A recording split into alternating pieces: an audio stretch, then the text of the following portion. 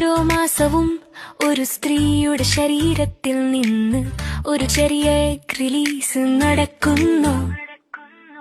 ഒരു പുരുഷനും സ്ത്രീയും ശാരീരിക ബന്ധത്തിൽ ഏർപ്പെടുമ്പോൾ പുരുഷന്റെ ശരീരത്തിൽ നിന്ന് ദശലക്ഷക്കണക്കിന് സ്പെർം പുറത്തു വരുന്നു. അവയെല്ലാം ഒരൊറ്റ എഗ് എത്താൻ ശ്രമിക്കുന്നു.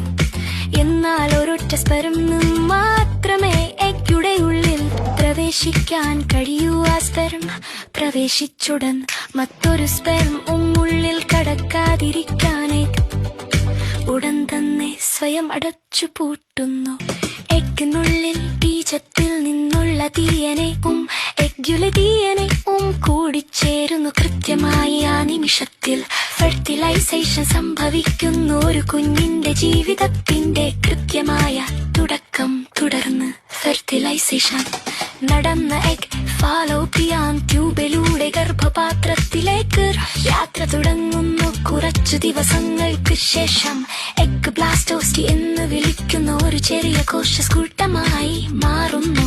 5-ാമത്തെയോ 6-ാമത്തെയോ ദിവസത്തോടെ ബ്ലാസ്റ്റോസിസ് അതിന്റെ പുറം ചട്ട പേടിച്ച ഗർഭപാത്രത്തിന്റെ ഭിത്തിയിൽ പെട്ടെത്തി പിടിക്കുന്നു. ഈ പ്രക്രിയയെ ഇംപ്ലാന്റേഷൻ എന്ന് വിളിക്കുന്നു. അപ്പോഴാണ് കുഞ്ഞിന്റെ യഥാർത്ഥ വളർച്ച ആരംഭിക്കുന്നത്.